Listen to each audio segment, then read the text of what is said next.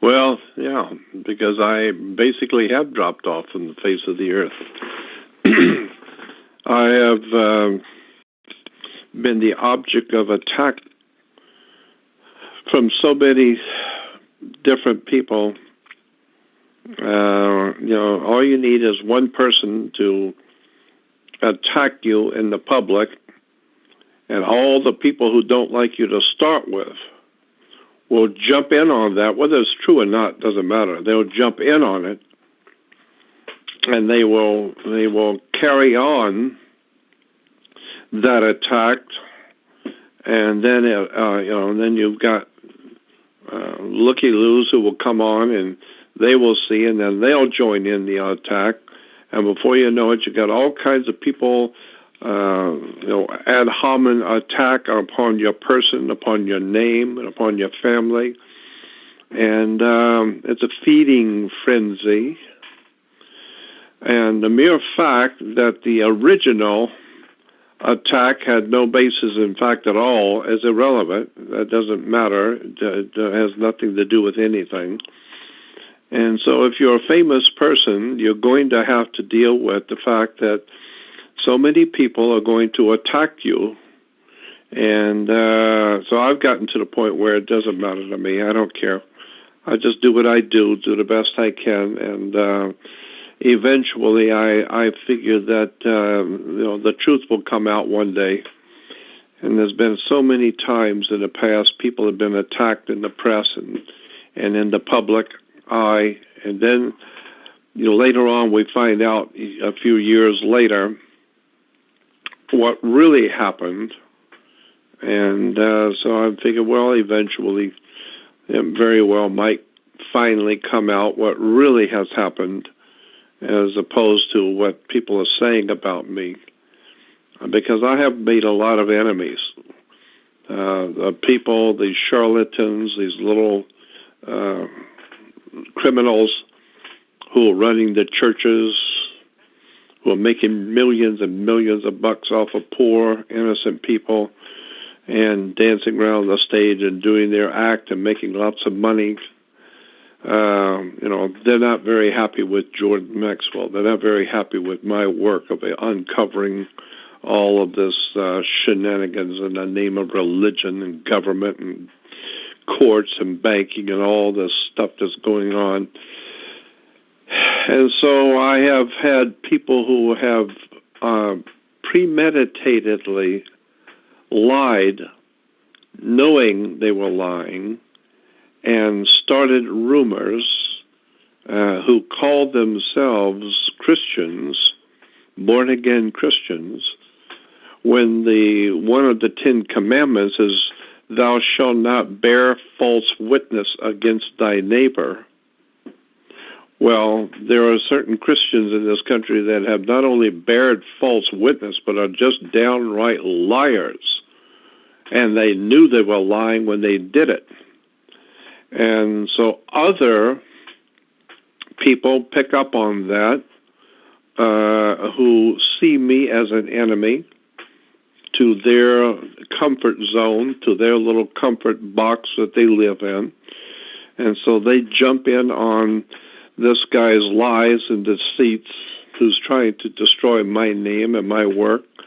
And they jump in on it, and then other people jump in on it. And so after a while, I've gotten so many born-again Christians, mostly as born-again Christians, mostly, who are trying to destroy my work by not confronting my work, but by confronting my person, my name, in what is called an ad hominem attack. An ad hominem attack on my person, on me. Attacking my name, attacking my family, attacking my background, where I come from. And so after a while, I just gave up, because all I'm getting is nothing but attacks from everywhere, and I don't own anything. I'm not making anything. I'm not wealthy. I sleep on the floor in one room with nothing. And people who know me know that. And so I've gotten to a point where I just give up. I thought I was trying to do something to awaken my fellow man, only to discover that in America, the Christians and so many other people in this country, they don't want to be awakened. They're tired of hearing me telling them the real truth about what's going on. And so they're not only challenged, but they're scared to death that I'm going to blow their cover. And so I've had people, like I said, born-again Christians knowingly lying, premeditated, and later on admitting it in private conversations. They just put that out there to cause him trouble. Well, it did, but it's bearing false witness against your neighbor. But these born-again Christians, they couldn't care less about God, honor, decency, or anything else. They're just Al-Qaeda Christians. The same born-again Christians who are talking about those crazy loons in the Middle East with their Al-Qaeda fundamentalists, Islamic fundamentalists. This is a term that's used. Islamic fundamentalists. They're all Al-Qaeda crazy, religious fanatics.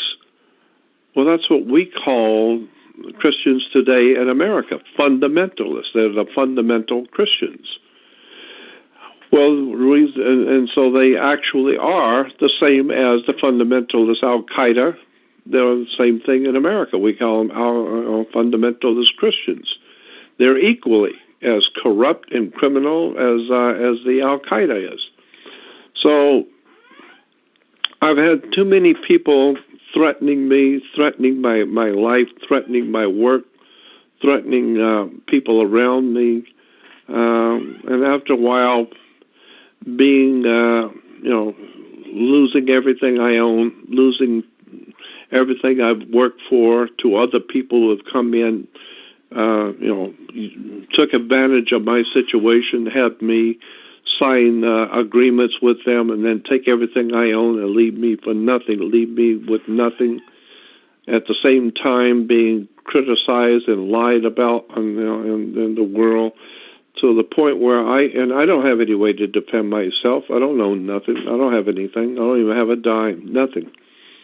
So I sleep on a floor on an air mattress in a friend's home with nothing, period. And so, and of course, I had the problem a long time ago with the Federal Trade Commission, and everybody wants to jump on that and show that here's Federal Trade Commission found Jordan Maxwell guilty of something, and guilty of this, and guilty of that. And that proves the point right there that Jordan Maxwell is a criminal, international criminal, and all that kind of stuff.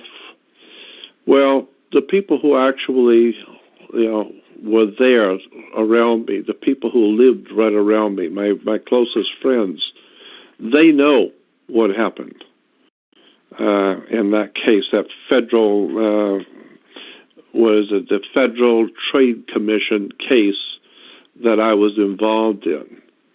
My friends know I had nothing to do with any of it. I didn't even know what was happening. Somebody had to call me and tell me what was going on, because I didn't know anything about any of it. I didn't know anything about the case. I didn't know anything about what the case was about, and I never was told anything by anybody about nothing. And I was told by federal agents, we know you had nothing whatsoever to do with this federal case of which you're involved. We know that. We already know who you are. We've already gone back to your first grade, to when you were in the first grade. We know exactly who you are all your whole life. We know you had nothing whatsoever to do with this. But unfortunately, your name was brought up, and so that's why you're involved in it. Well, even the federal agents knew I had nothing to do with any of it. I didn't even know what was going on. They had to tell me what the whole case was about. I didn't know anything about it. But I happened by chance to be in the wrong place at the wrong time, trying to help somebody else out. And in the process, my name got involved, and then I'm now looking like a criminal. And so anyway, So that's why I've just kind of dropped out of the picture, because I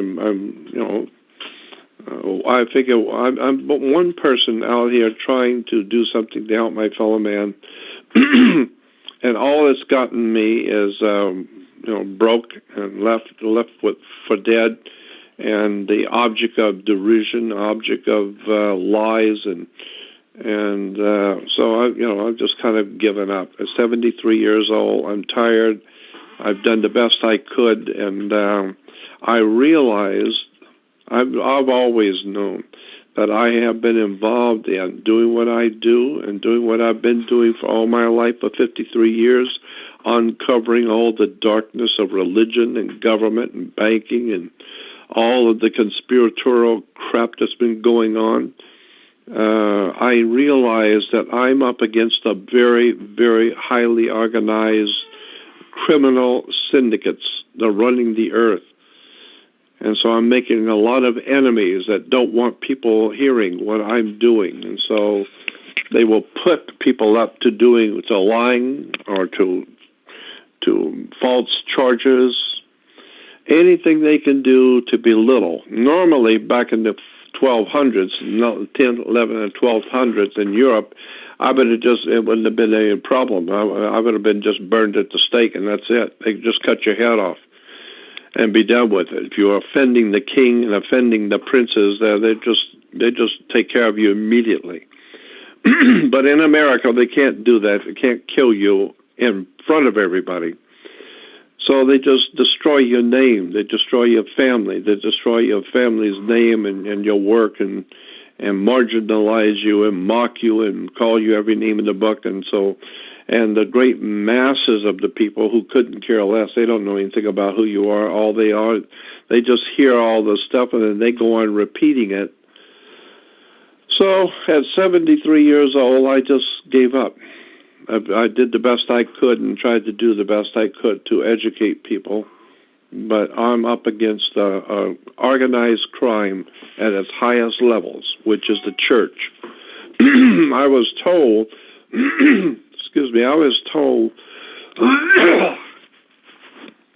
many years ago, I was told by an FBI agent in San Diego. I got a call. I had a little small room office, one little room office in Glendale, and I was writing and doing videos, etc. And I got a phone call from an FBI agent, and he told me, he said, "Jordan, I'm calling. This is a social call, not business."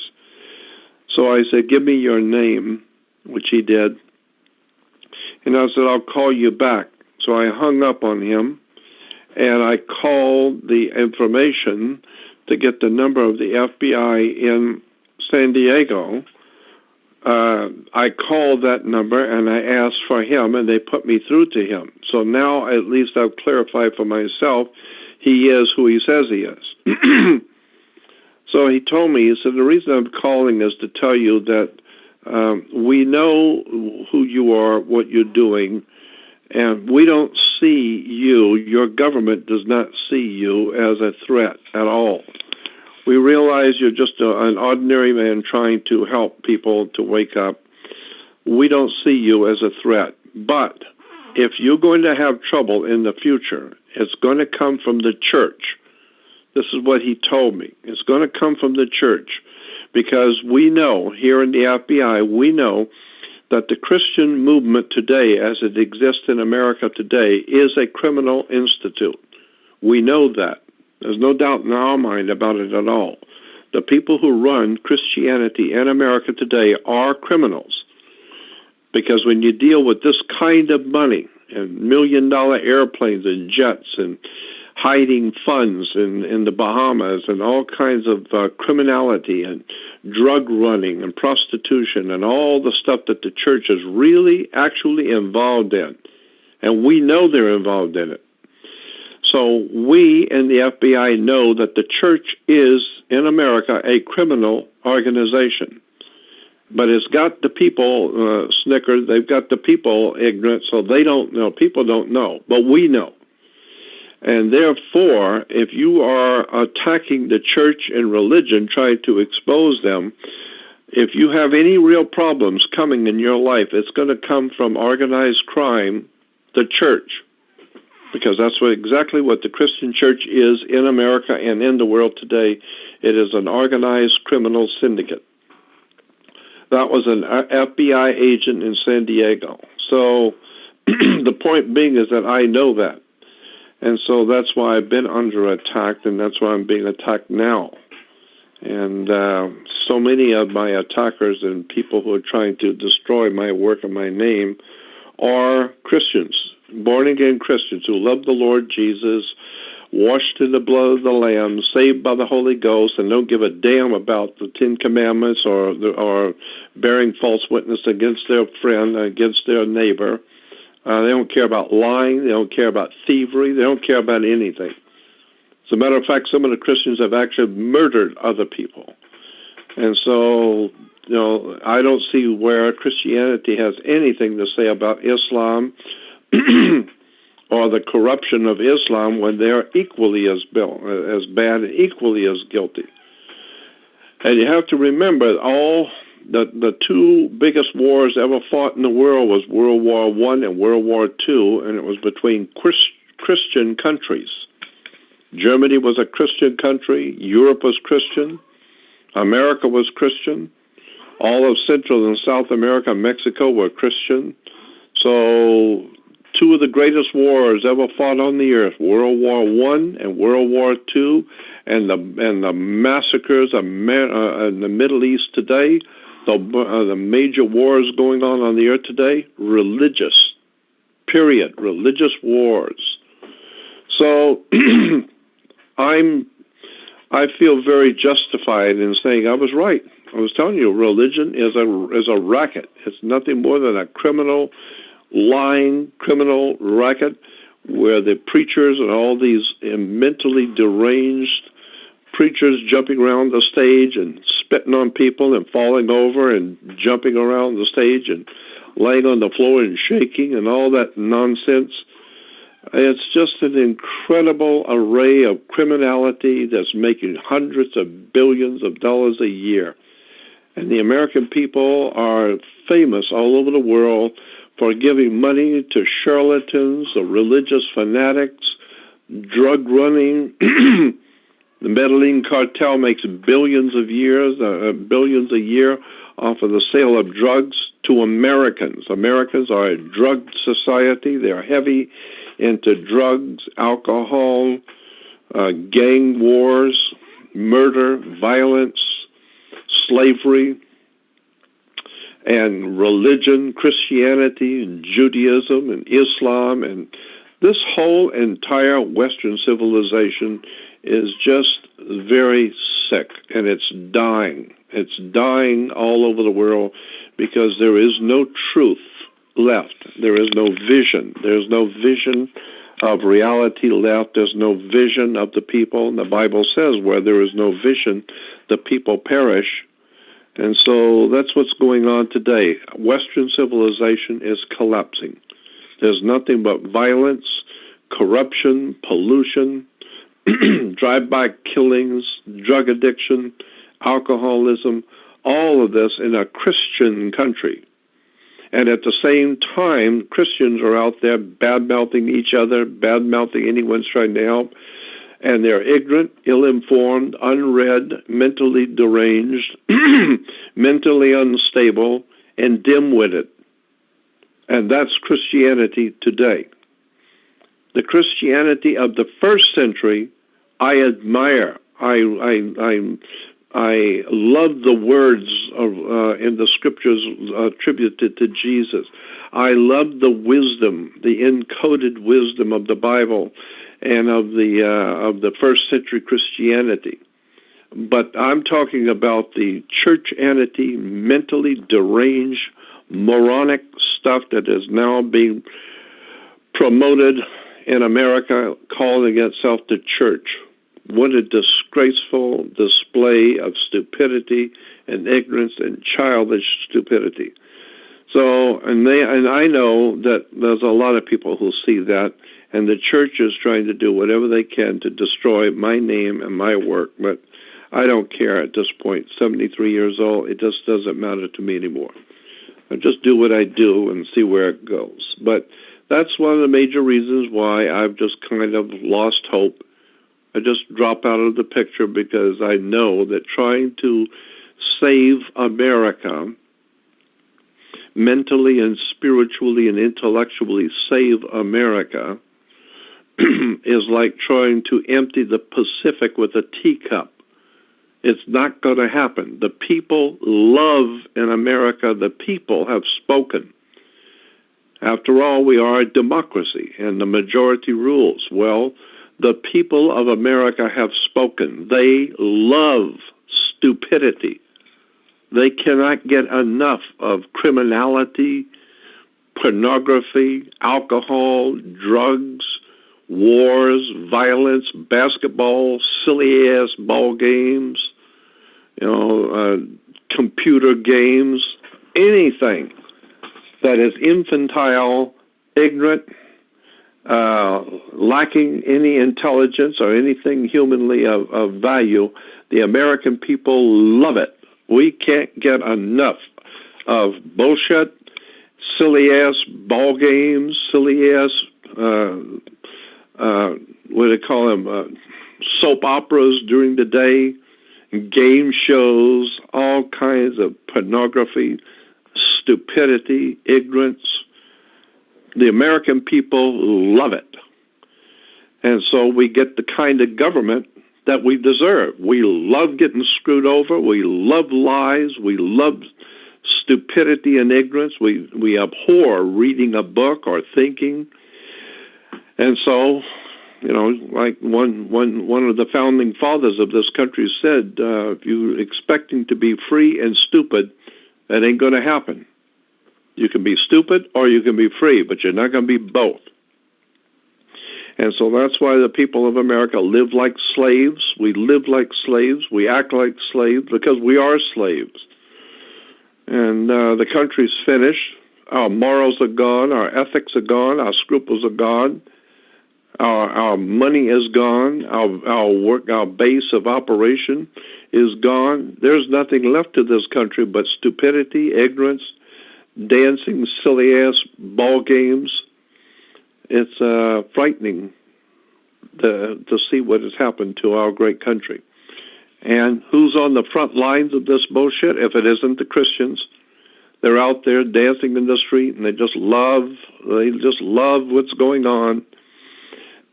And so the Jews are prancing around telling everybody they're God's chosen people. I'm just amazed at the stupidity of the human race. You can trace Judaism back to Hinduism. Judaism is based on an ancient religion in the Hindu world called Brahmanism. The Brahmin religion is the basis for what we call today Judaism. So if you want to understand Judaism, go look up Brahma and Brahmanism in India, and there is the basis for Judaism. If you want to understand Christianity, go back and study Egypt and the worship of the sun god, Ra. So, if you want to understand Islam, very simple. Anybody who has any questions about that lunatic religion, that mentally disordered bunch of nonsense, all you've got to do is get a 2-volume book set. There's 2 volumes, Volume 1 and Volume 2, called Moon, M-O-O-N, Moon hyphen O, the letter O, hyphen Theism, T-H-E-I-S-M. The book is called Moon O Theism, M-O-O-N hyphen O, hyphen Theism, Moon O Theism. And it's a 2-volume set. Each volume is like 650 to 700 pages. Huge volumes, 2 of them, Monotheism, in which the author does an absolutely incredible job on 1,400 pages, where he picks apart in minute detail, and 1/3 of the book is footnotes. On every single page is footnotes, where everything comes from, where all of this nonsensical crap developed, who started it, and it's called Monotheism. Go on the web and order it. You can probably even find it as an ebook somewhere on the web for free. But if you're interested in Islam and where this incredibly diseased religion comes from, this mentally disordered disease on the earth that we call Islam, if you want to know about where this thing developed and how this cancer started on the human body, is this murderous disease called Islam. Go get the book. I didn't write the book. 1,400 pages of footnotes called Monotheism. And then when you look at as I said, Judaism and that incredible nonsense about God's chosen people, when you find out who the Jews really are, and you find out where Judaism really came from, and you begin for the first time to look at what's really going on in Judaism and the difference between the Zionist Jews and the regular Jews, and find out that 4/5 of all Jews on the earth are not Semitic. Only 1/5 of the Jews on the earth are Semitic. Then once you understand that only 1/5 of the Jews are Semitic, the other 4/5 are Gentiles. Now, it's astounding to me how many people don't know that. And the 4/5 of the Jews, which are not Semitic, are referred to as Ashkenazi. Now, there's a loaded term if there ever was one. Ashkenazi? You better go back and look at the word ash. And then Kenazi. Ash, K-A or K-E, Nazi, N-A-Z-I. Ashkenazi, N-A-Z-I. Get it? Ashkenazi. It goes back to the old German, Jewish German, what would we call it? An operation going on in Europe that calls itself Jewish. It was actually an Ashkenazi movement of Jews who call themselves Jews, but who are not Semitic. They're not Jews. They're Europeans hiding under the cloak of an ignorant and crazy religion. I'm just so amazed, and one day, I'm sure, there's going to come a day when the whole world is going to awaken to find out that Christianity, Judaism, and Islam are all mentally deranged diseases of the mind, and by their fruits you shall know them. Well, what is the fruitage of Islam, Judaism, and Christianity? Look at the earth today. Look at the world you live in. What is the fruitage that has been brought to the earth by these three religions, if it isn't war, bloodshed, violence, pornography, stupidity, ignorance? What a mess the world is in.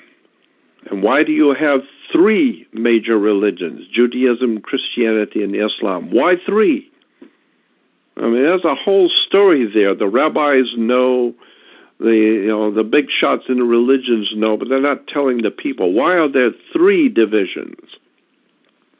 Why isn't there one big one or 16 big religions? No, there's three divisions. Judaism, Christianity, and Islam. Triune. That's because all religions are based on the number 3. That's a Masonic number. All religions are based on 3. Why? Because there are only 3 points to a triangle. A triangle based on the pyramid. It's a very, very ancient old story about how the world really works. So, in answer to it took a long time to get to it, but in answer to your question as to why have I dropped out and not doing very much anymore is quite simply because I'm physically, spiritually, and mentally tired. I'm tired over the many, many years of reading and studying theology, religion, comparative religions, occultism, mysticism. I started talking about Illuminati back in 1967. 67. I don't even know how many years that is, over 40 years ago. I was talking around all over Los Angeles. I was going to motion picture studios at night and television studios and music studios and talking with movie stars and all kinds of people in the entertainment industry. Some 45 years ago, talking to them about the Knights Templars and the Illuminati, Masonic orders out of Germany and France and French Illuminism and Pan-Germanism. And in 1967, I was talking to people in the motion picture industry about the Illuminati, secret societies, the Knights Templars, the Federal Reserve, International Monetary Fund, World Banks, world religions, occultism, devil worship in the churches, and all the disgusting crap that's in the three major religions of the world, where they really came from and what they're really doing and who they really are. And so now, of course, now it's everywhere. Now all the movies, Da Vinci Code and National Treasure and all these movies talking about the Illuminati and secret societies and the Knights Templars and all that stuff is on on History Channel and Discovery Channel. It's everywhere in Hollywood. Well, it should be. It ought to be everywhere in Hollywood, for Christ's sake. I've been talking about it for some 45 years. And before me, there were other people talking about it in Hollywood. So at this point, I mean, I did the best I could and caused people to wake up and start talking about it. And now today, Christians are talking about Illuminati, never realizing it was not a Christian who brought up this subject. You know, when I was talking back in 1967 in lectures about Illuminati and secret societies and corruption in government and all of that, Christians had no idea in the world what I was talking about. But now that that's finally out there, so everybody now knows about it. Oh, sure, everybody knows about it now. And so now you've got the Christians who are world-famous authorities on the subject. So I just watch all this nonsensical circus going on around me, and basically I've just given up. I'm broke, I'm tired, I'm old. I've done the best I could, and all I've ever gotten was lies and deception and manipulation and exploitation, and so that's, I'm just letting you know what I'm feeling. I'm just tired of all of it. I'm tired of all the lies. I'm tired of people attacking my work and and attacks on my name and my family. So that's what I've been putting up with for the last 50 years, and so that's why I'm just tired. I think I've got a right to be at 73 years old. I've got a right to be tired. It's old, and I've been doing it for 53 years. So that answers your question, and I give you a pretty good round picture of how this stuff works in my life. It's given me nothing but heartache, tragedy, and loss of everything. Lost my family, my wife, my marriage, my home. Every nickel I had was stolen from me. All my products were stolen from me. My name has been stolen from me. Everything I've got, except for the clothes I'm wearing, been ripped off and stolen from me. So that's why you don't hear a whole lot more from Jordan Maxwell. I did the best I could. Well, on that last statement, Jordan, I think some elaboration is in order if you're in the mood for it.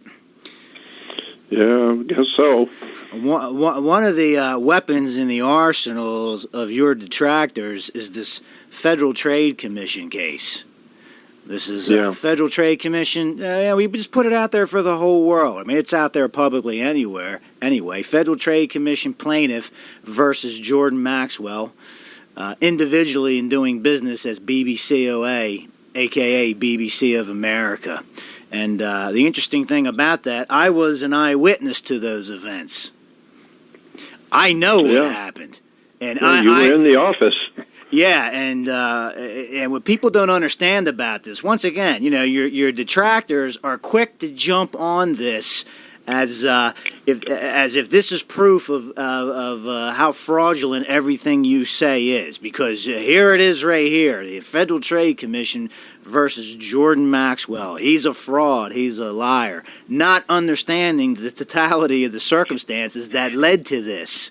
That goes back to the days when you were religious editor at Truth Seeker. Yep.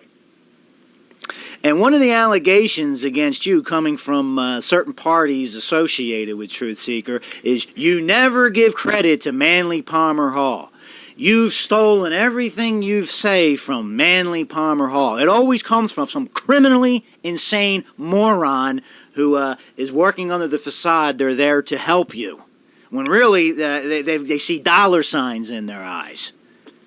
And this is one of the allegations. You never credit Manly Palmer Hall. You've stolen all his work. And Manly, he didn't leave you his research library. I've seen the journals that were left to you. Old material that was given to you. And people misrepresent all these things. So this thing going back to the Truth Seeker Company when you were a religious editor, I mean, I don't know, Jordan. I don't think most people would even have any awareness of who Manly Palmer Hall was if it was not for you basically saying time and time again, this man was my greatest teacher. That's true. But this all leads up to this Federal Trade Commission case. And basically, from my understanding, what happened to Truth Seeker, you're there, you have a nice place to live, you're a religious editor, and then because of some knowledge you have, you're unceremoniously tossed out into the street. Yeah, and that was because of David Icke, because I brought David Icke to America in 1992. David Icke did not do anything against me, but his girlfriend, Ferguson, can't remember, Alice Ferguson. Alice Ferguson was a girlfriend of David Icke's back in 1992. And Alice Ferguson came to me from England. She came over from England and called me and came to my office. And she brought with her a friend of hers, David Griffin. David Griffin and Alice Ferguson came from England to San Diego to meet me, and they came to my office. And Alice told me that she was here. She had been told to go to America and see Jordan Maxwell at the Truth Seeker Company because he was helping everybody, anybody who has something of value to do for the human family, that he was helping and financing, which I was. I was helping finance all kinds of operations and people and authors and writers and Zachariah Sitchin and all kinds of other people that I was helping get their books published, and that was what I was doing. And so she said, well, I wanted to come over to America to see if we could get you to help my friend David Icke. And I said, well, first of all, who are you? She said, I'm Alice Ferguson, and this is my friend David Griffith, and we're here to see if you will help us bring David Icke to America and promote him. So I sat and talked with him for a little while, and I said, okay, I'll tell you what I'll do. I'll hire you, Alice and David. I'll hire both of you, and I'll pay you both $2,500 a month. That's $5,000 in salary a month, $2,500 apiece. I'll hire you and David, and you work for the company, the Truth Seeker Company, and you work to promote me and my work in the Truth Seeker Company. But at the same time, you can work and promote your friend David Icke, whoever he is, and whatever he's doing. It sounds like he's a good guy, so yeah, I don't mind. You can promote him and use the company money to promote him and do whatever you want. So then Alice tells me, well, that's wonderful. So now I gave her a job, him and her, David Griffith and Alice Ferguson, who were representing David Icke. And then she said, so now I've given them both a job. Well, they got to have a place to live. They don't have a place to live. So I said, all right, I'll get both of you an apartment, a one-bedroom apartment. I'll have the company, do that for you. So the foundation bought them both, rented them both apartments. Well, we got to have a car because we don't have a car. So I said, all right, I'll get the foundation to buy a car for you, a new car. And well, if we got an apartment, we don't have anything in it. I said, okay, I will give each one of you, both of you, $2,500 a piece to furnish your apartments. So, that's $10,000 there already. And so now they've got a new apartment apiece. They've got a new car to come to work in. They've got a new job, paying $2,500 apiece to each one. And so now they should be happy. And she's got new furniture, and so does he. And so now all I'm asking is that you just work to promote the Truth Seeker Company and promote my projects that I'm interested in. And at the same time, you can also do whatever you want to do to promote David Icke. And so Alice Ferguson and David Griffin were working, and I had to get them, of course, I have to get them a new office. I don't have any room in my office, so I got to get both of them an office. Well, you got to have computers and phones turned on and fax machines and all kinds of equipment. So that's another $10,000 I had to spend to get them set up and rent them new offices in the building that I was in. And so once they're all set up, now they're very happy. They've got money coming in, got a nice job. They got the credit card. They got the gold credit card on the foundation. So now, all of a sudden, she has to go back, Alice Ferguson has to go back to see her mother in England, and she's got to go see her girlfriend or a sister in Australia or wherever it was. And so she's using the company credit card, the gold card on the foundation credit card, to fly back to England, and then she brings her girlfriend back from England to stay with her, which I don't care.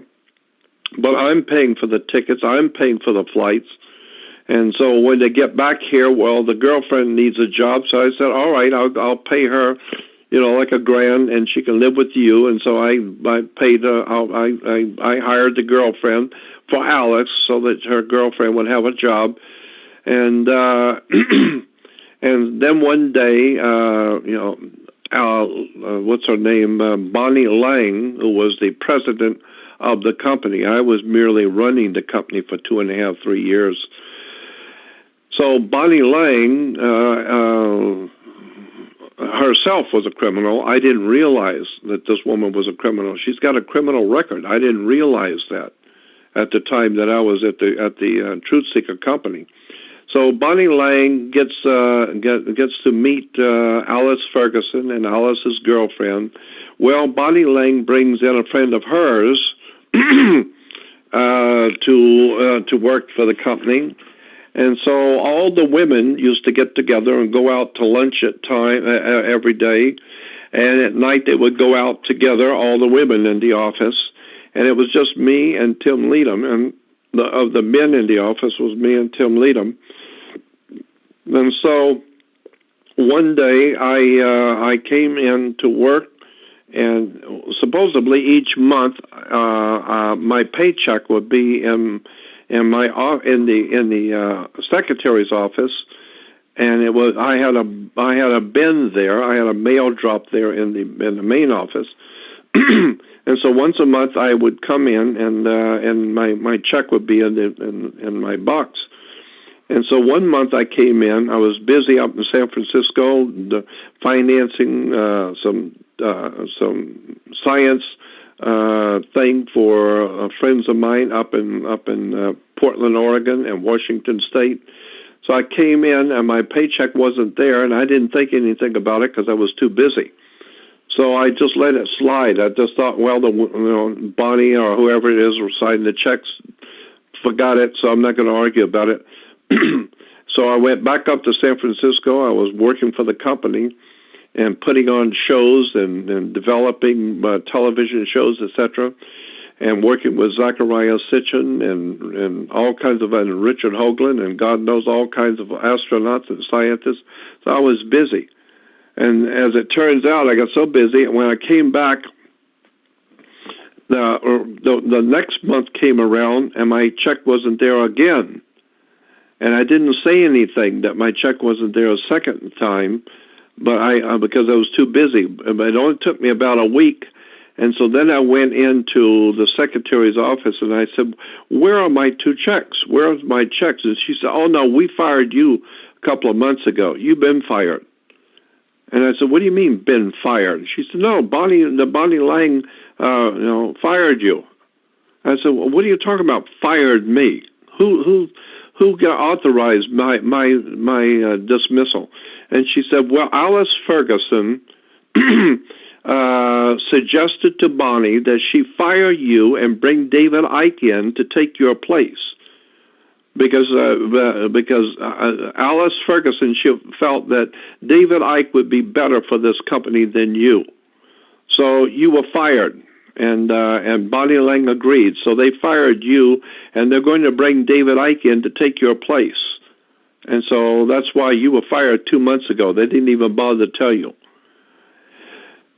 So then when they confronted David Icke to come over to America now, we got big fancy jobs from Jordan Maxwell. He gave us big fancy checks and bought our furniture and bought us a new car and paid all of our rent and gave us all a job.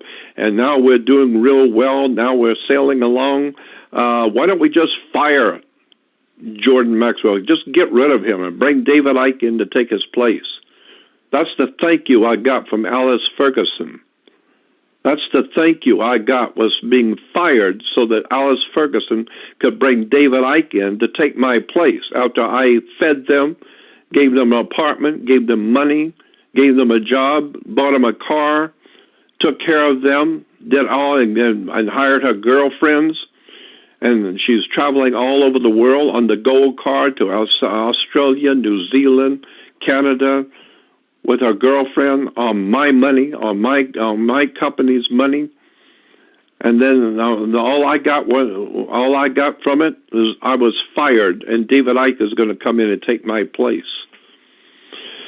Well, then when they talked to David Icke and said, well, we got you a nice cushy job. We just fired Jordan Maxwell. He was supposedly our friend, but we got rid of him, so now you can have his place.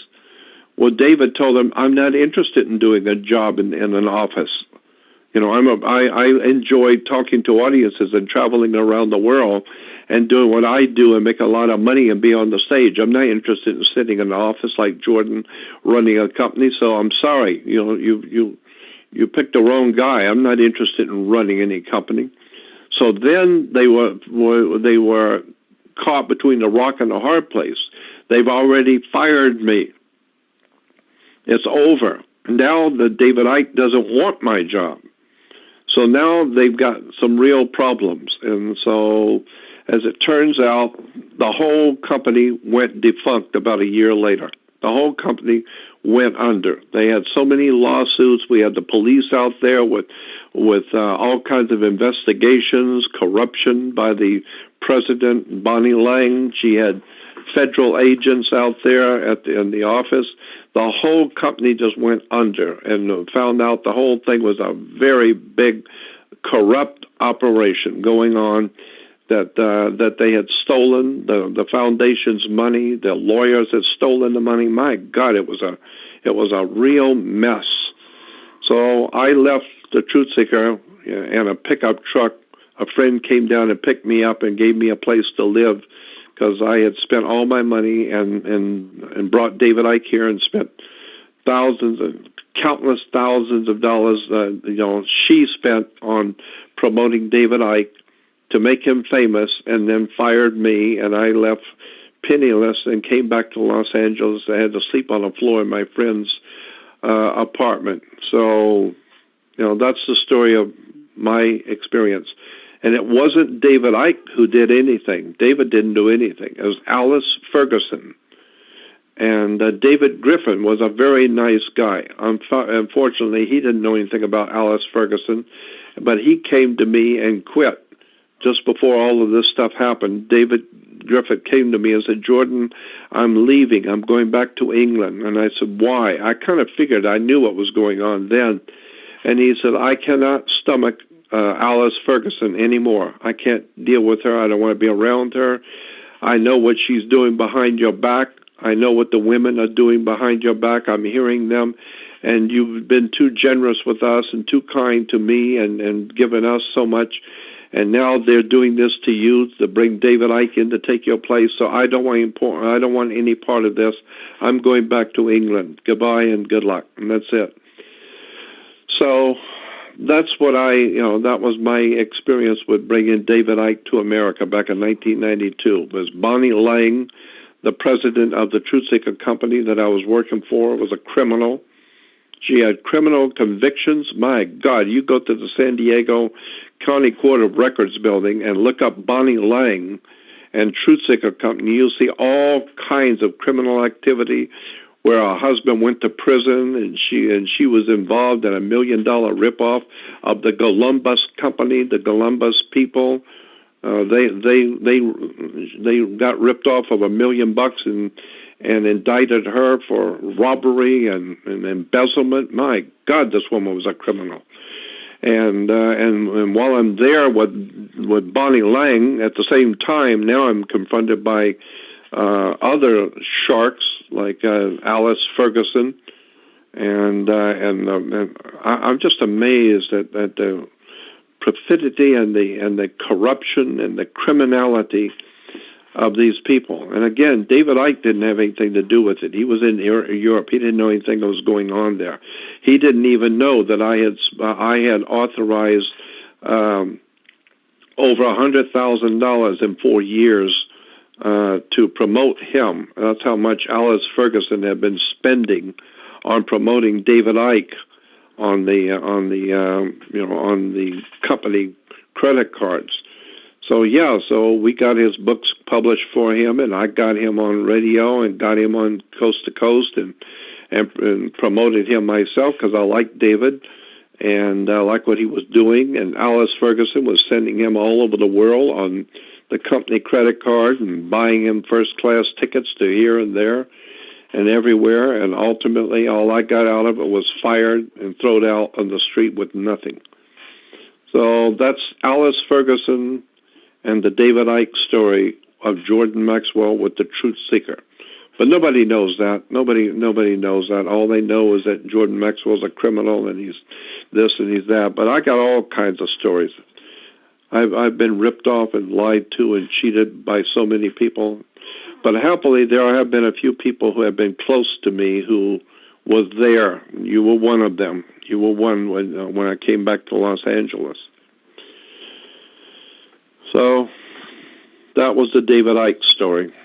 Well, that story, Jordan, the time frame on that when you were terminated from Truth Seeker, that would have been around September 5th, 1998.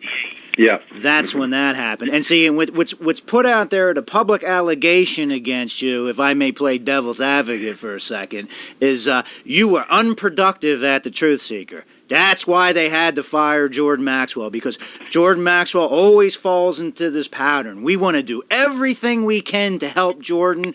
We're so wonderful. And then Jordan just won't play ball. And he just sits on his ass and does nothing. See? And see, you're giving the other side of the story. It's a little more complicated picture. And once you're basically, because you were basically on the street.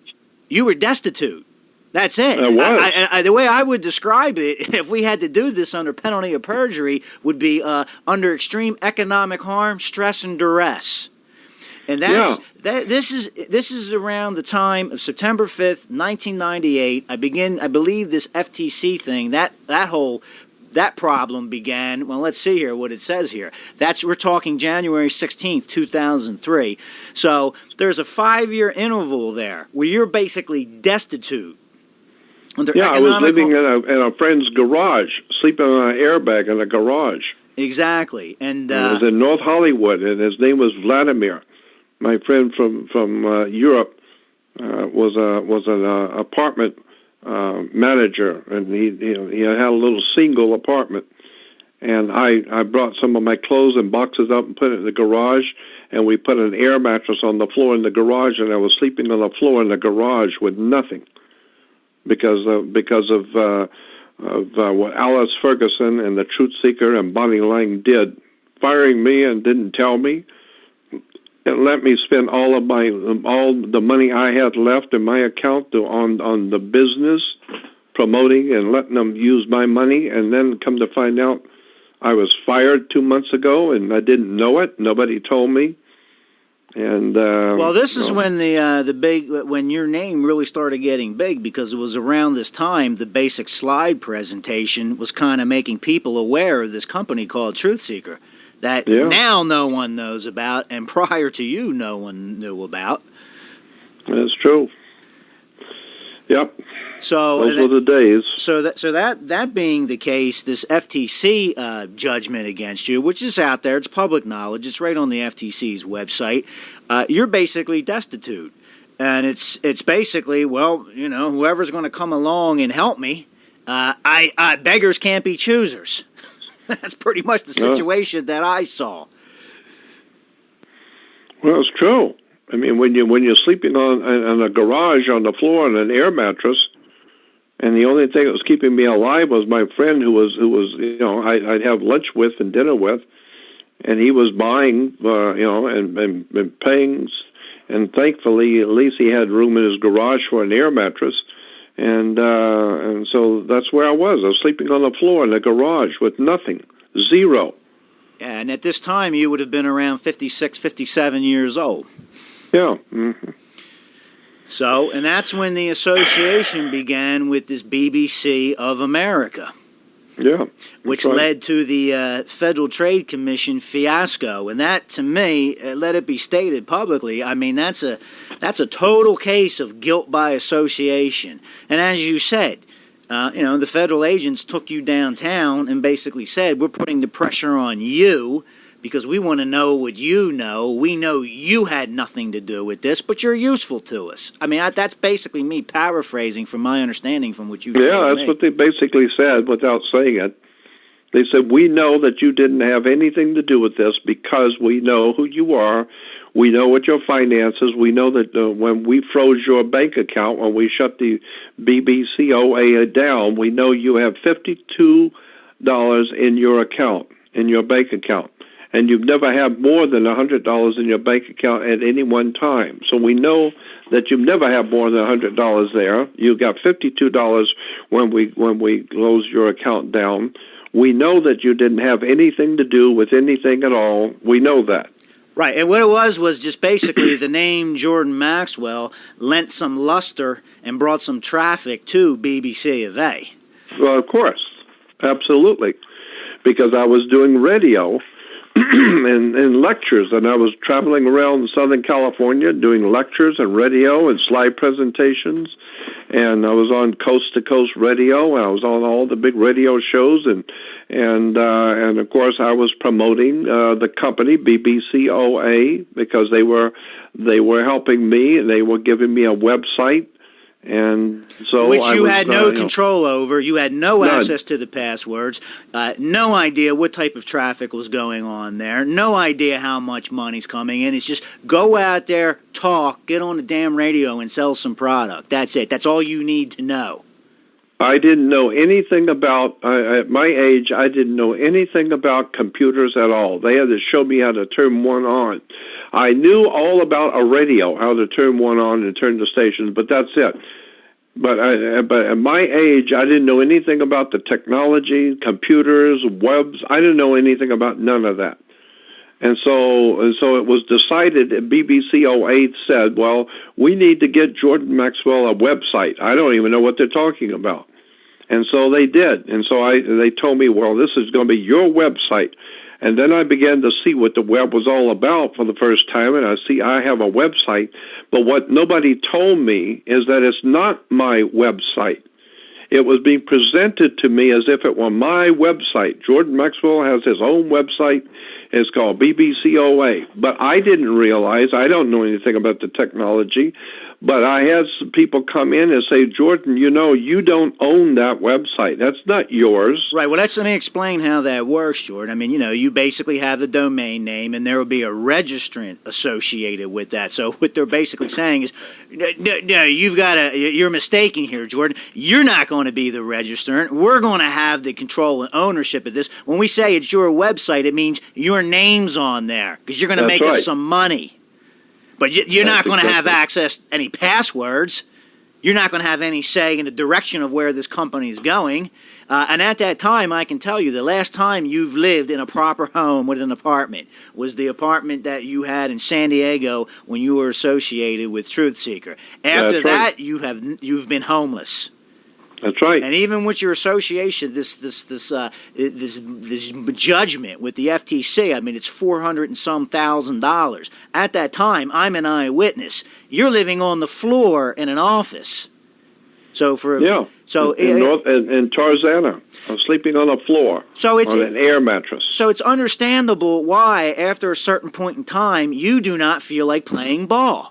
And that's where in my opinion, this is just my opinion, an outsider looking in from the outside, but who was there as an eyewitness, that's where these allegations come in. Oh, Jordan's lazy. He doesn't want to do anything. He doesn't want to get off his ass and make us some money. He's got to make us some money. Well, you're making money. I don't have an apartment. I can't take a shower anywhere. I sleep on a floor. But I'm expected to be productive. I have a website. No, your name's on it. It's not yours. It's not your website. Never has been. See, and this has been the up and down cycle, since this whole thing with Truth Seeker, when you last had an apartment in San Diego. This is what I've seen looking inside from the outside. And this is what the world doesn't understand. You had this FTC, this whole thing about selling fake international driver's licenses and things like that. That was not your function, from my understanding, at BBC of A. Your job was to be Jordan Maxwell, get on the damn radio, move some product, and make us some money. That's it. That's all it was. And what happened with that Federal Trade Commission thing is that there were two young guys heard me on a radio. One of them, his name was Jason Whitney. Jason Whitney heard me on a radio. He was living in Orange County, and I was doing radio shows on KPFK, late at night radio show. And Jason Whitney was living in Orange County, and he heard me. And so he called me the next day and said he wanted to come up and visit me because he was interested in my work and what I was doing. So he came up to visit me, and he was a nice young guy, and I liked him, and he was very bright. And so he started coming up to visit me every day after work. And he'd drive all the way up from Orange County to L.A. County, I don't know, almost 50 miles each day, now 50 miles home, 100 miles a day, round trip, just to come sit and hang out with me and talk with me. I didn't mind. It's fine with me. I don't care if he wants to come up. And then one day I said to him, why don't you just come up here and live, and I'll get you a job working with the company. I'll talk to Vic, who owns the company. He's the owner. I don't own nothing. I sleep on the floor, but I'll see if I can get you a job. And so I talked with Vic, and he said, yeah, I'll hire him if he's good on computers and all that. So, so we hired him. Well, so now we got Jason Whitney working with the company, who is handling all of our computer stuff and record keeping and all that. And he had a friend named Gus. Gus was from South America, and he was good on computers and artwork on computers.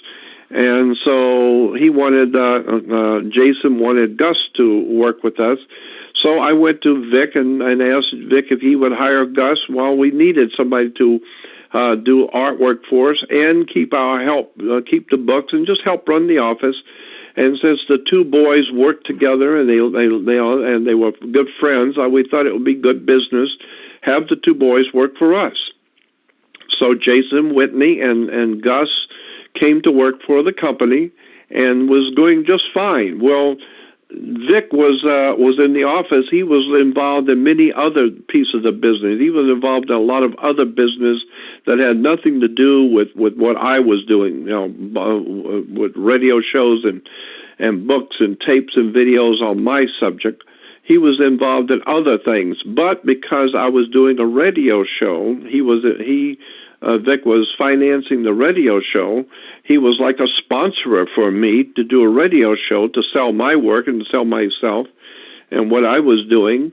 But at the same time, he was sponsoring the show, so he had commercials on my radio show selling his book and his projects and the things he was doing with law and other commercial ventures that had nothing to do with me. But I don't care. It's just like he's my friend who's helping me, and I'm doing the radio show. My name is out there, and I'm doing radio, and it's good for him and it's good for me. I got a radio show, and he's got somebody to promote him and his work.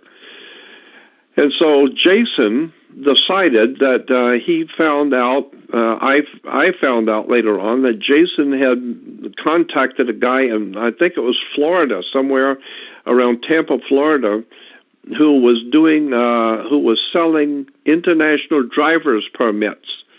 So Jason talked to this company in Florida who was selling international driver's permits, and suggested that we might, the BBC company might promote them on our website, and we get a kickback, 10-12% of the business we send to them. We get a little kickback on it.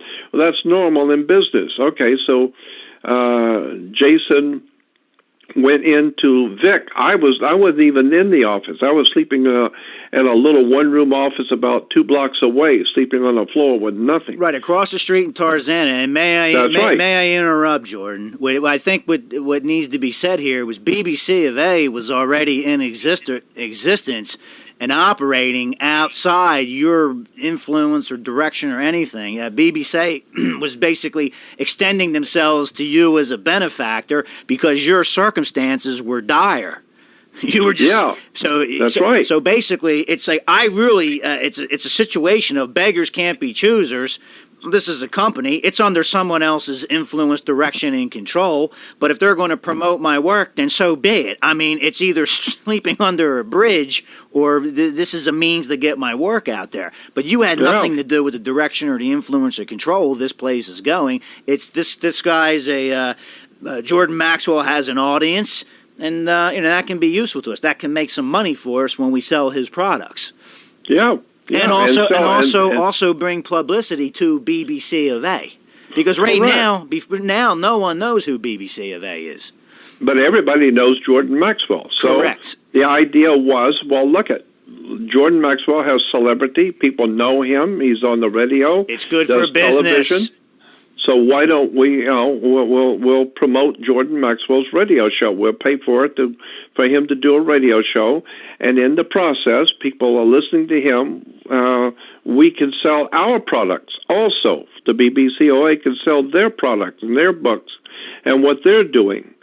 And me, I don't care. It's my friend who's supposedly helping me, so I don't care if he wants to advertise on my program, and I'll promote him on the show and his products and what he's doing. It has nothing to do with me, but he's sponsoring the show.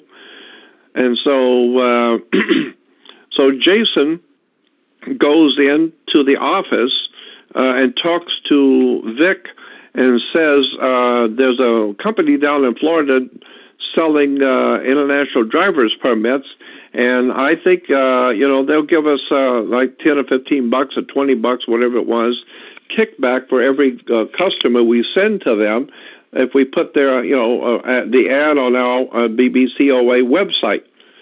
And so Vic said, yeah, okay, whatever, and he lets them do it. And then later on, about a month or two later, Jason hears about a company in back east on the East Coast that is cleaning up credit cleanup company.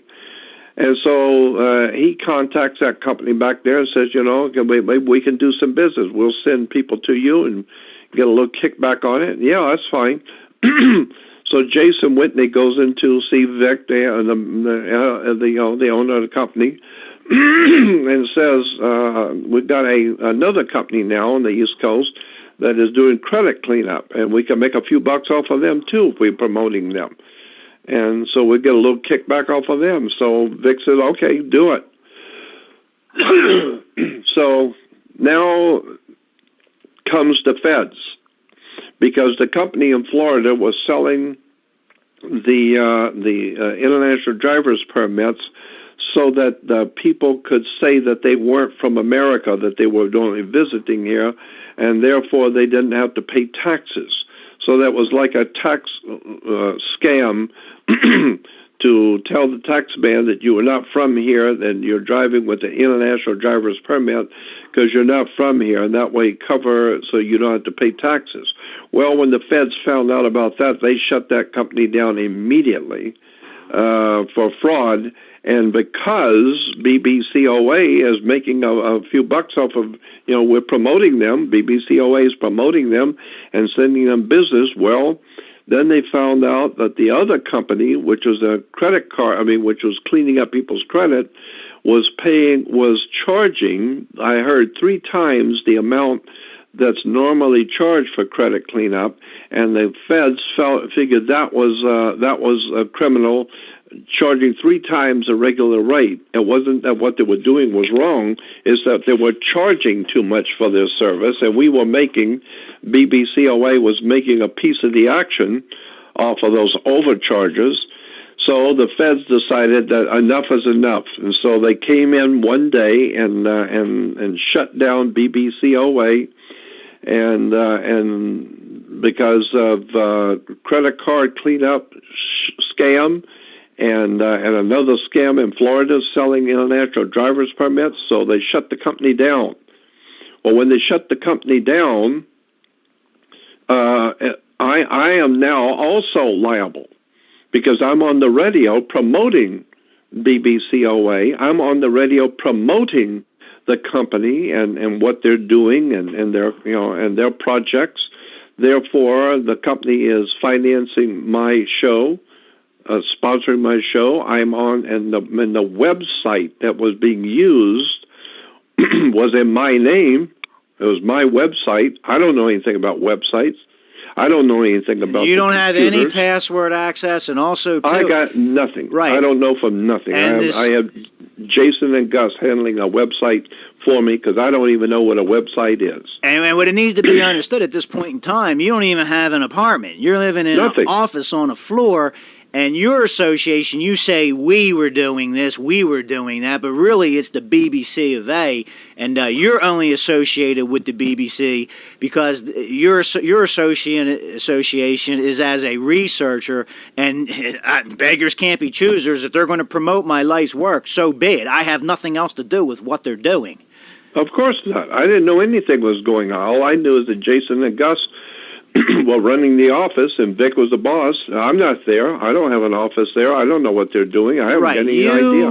You were not ever, from my understanding, from what I saw, is that you were never allowed to assert any influence, control, or direction over BBC of A's business activities or their policies. All you wanted to do. I was never even told. Exactly. That's it. And you just wanted to have an association with them with this. Okay, this is just a. This is an expedient thing to do. If this is the ones that are going to be the one to promote, or I'm allowed to be a researcher and promote my life's work, then so be it. Because I'm that bridge back there behind this abandoned office I'm sleeping in. I don't even have an apartment at this time. I have no choice.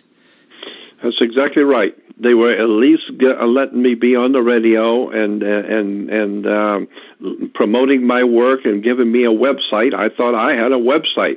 I thought I had BBCOA was my website. No, it doesn't belong to me at all.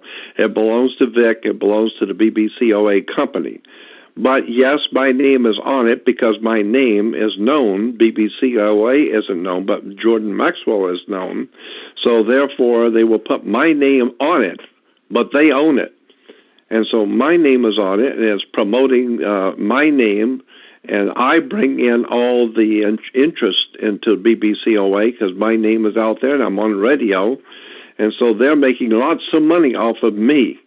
Me, I've got nothing. I just sleep on the floor. But at least I get a website, I think. It's better than nothing, right, but you don't know what's going on. It's not registered in your name. That domain name, jordanmaxwell.com, is not registered to you. You don't have password access to it. So, as I said, you really...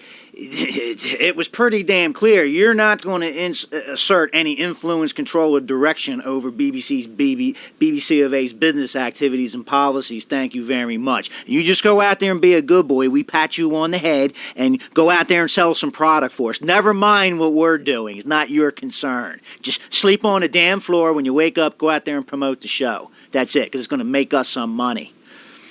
Yeah, and so when I'm doing radio, I'm promoting BBCOA and whatever it is that they are doing. Whatever it is they are doing, I'm promoting the company. I don't know what they're doing. I'm just promoting the company. Why?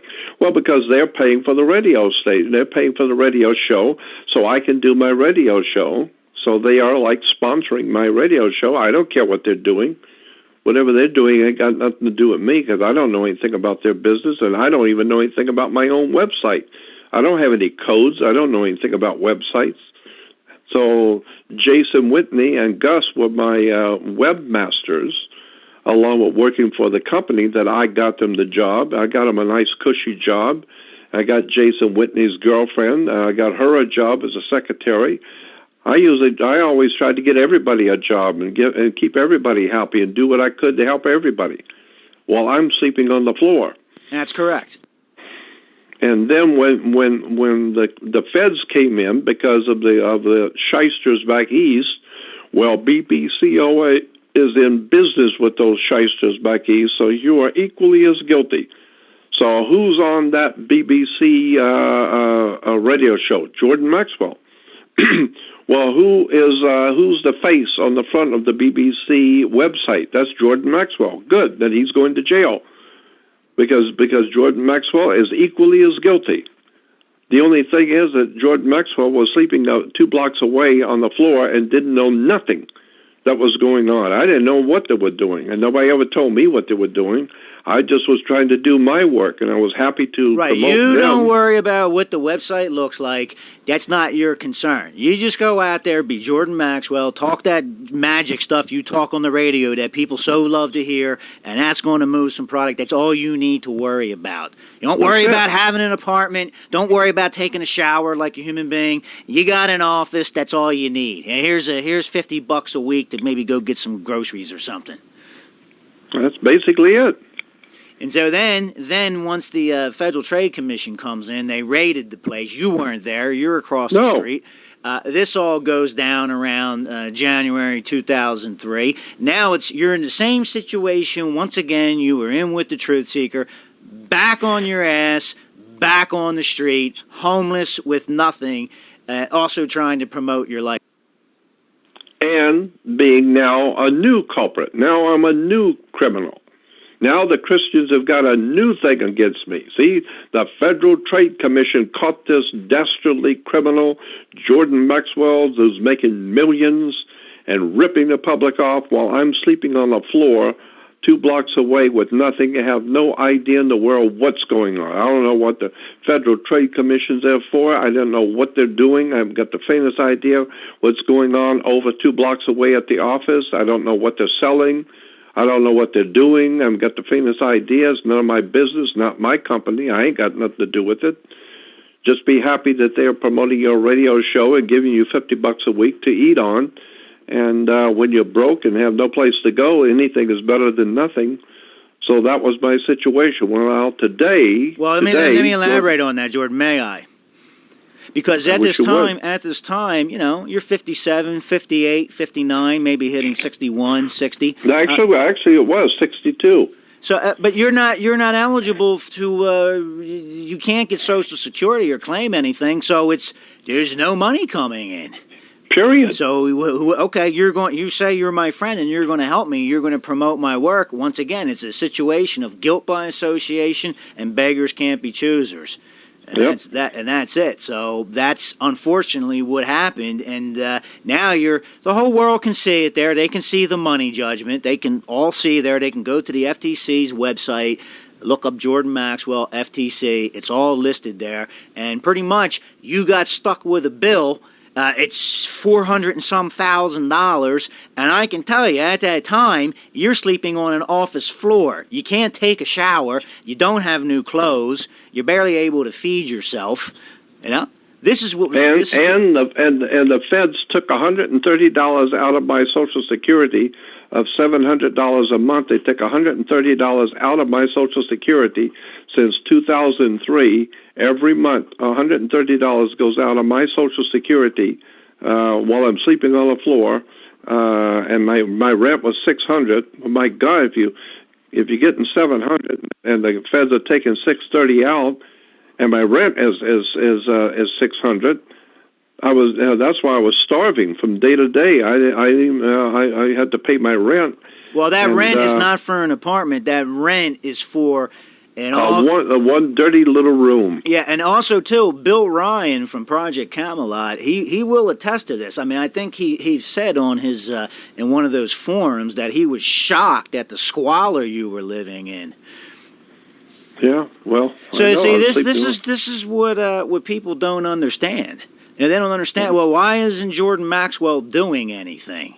Why isn't he doing anything? And it's a very demoralizing predicament to be in, you know. And then you get these criminally insane morons coming in. Oh, we're going to help you. We're your friend. And it's just, you know, and it all comes down to this type of research. Yeah, it requires a benefactor, and it's not necessarily a for-profit operation, right?